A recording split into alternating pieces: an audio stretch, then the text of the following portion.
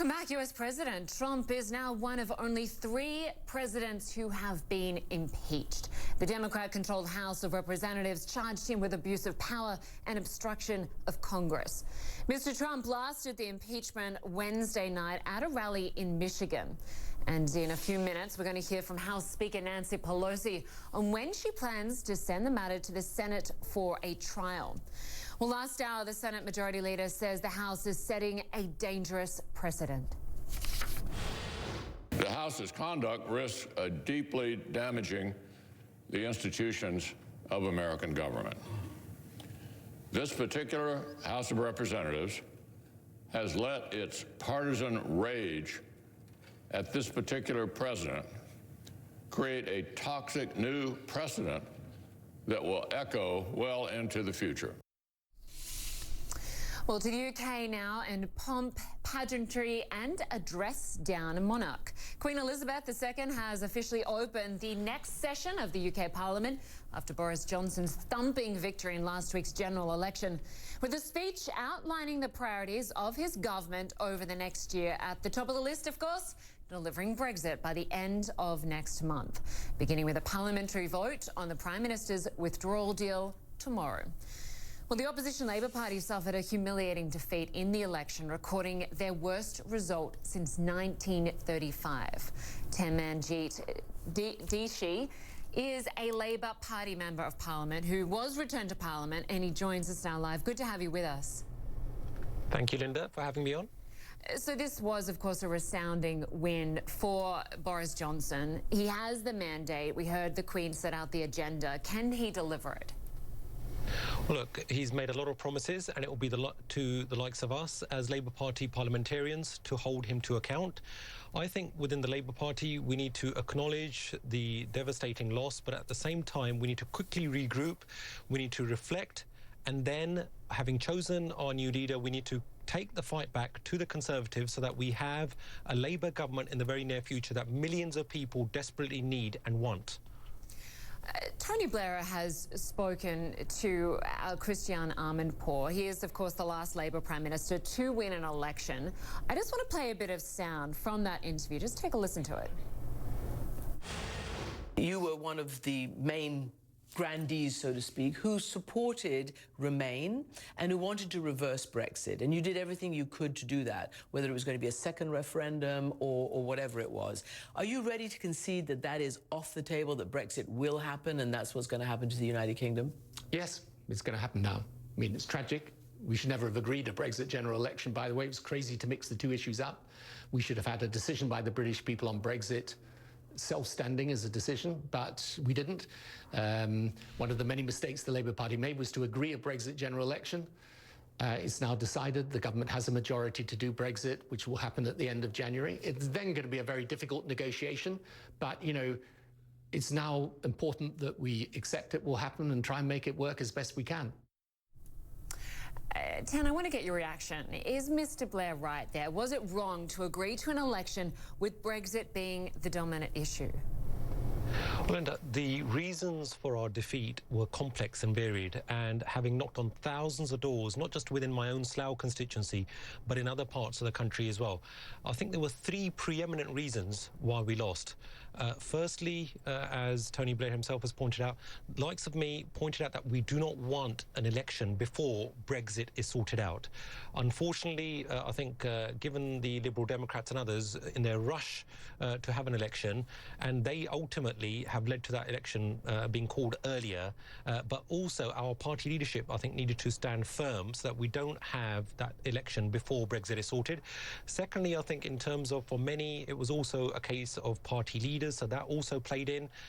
And lastly, I think it was a case that we perhaps offered too much, that the economic credibility of our offer, as good as it was, for some people it seemed as if that we were offering too much, and how would we be able to afford it? But we now need to take those lessons and we need to ensure that we've got fresh faces, fresh ideas, a fresh offer to the British public, because if we don't do that, then the damaging effects of a hard Tory Brexit, because that's what we will now be faced with, because what the Prime Minister has done is he has straitjacketed himself, is that by the end of next year, he has to have agreed a trade deal with the European Union. I think that he didn't need to have that straitjacket, but that is now what we are faced with.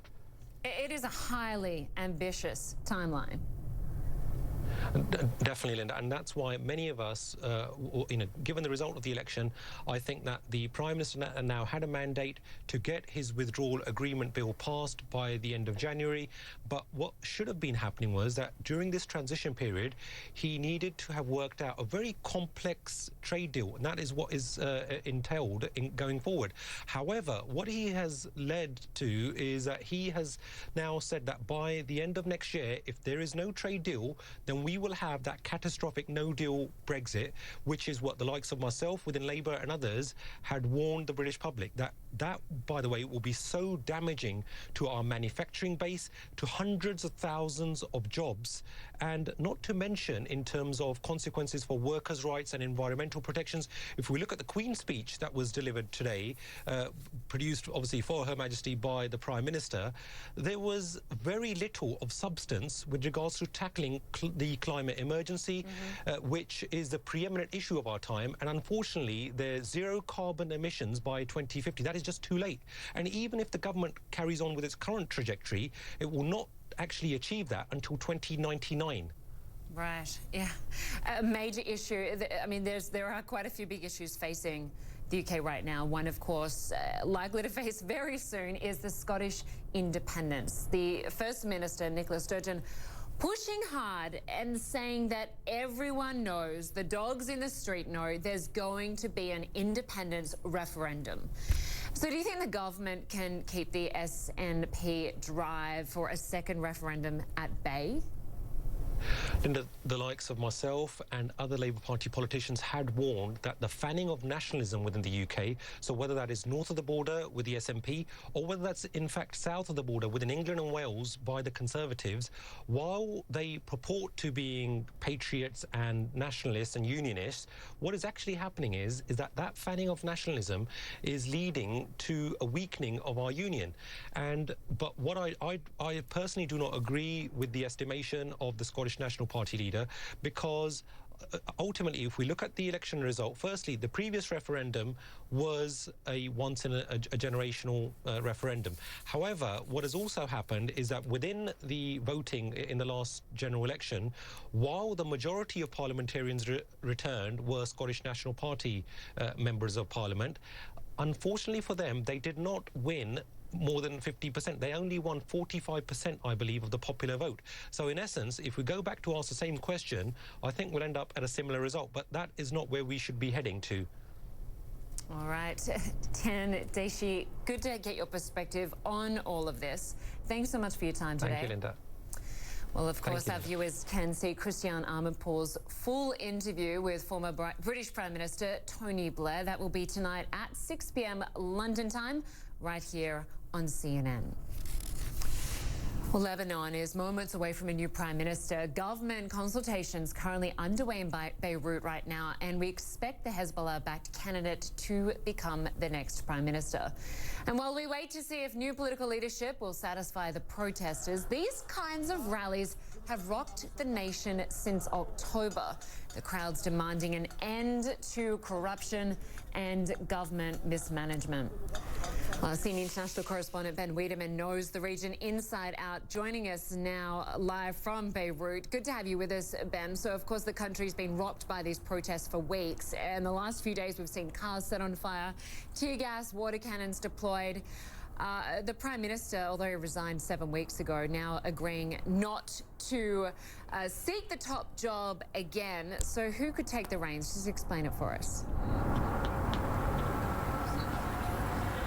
Well, today we had what are called binding consultations by the President of the Republic, Michel Aoun, where basically representatives of the various political blocs and independent members of Parliament have come and told the President who they would like to be the next Prime Minister. And it appears that at this point, there are 128 members of the Lebanese Parliament.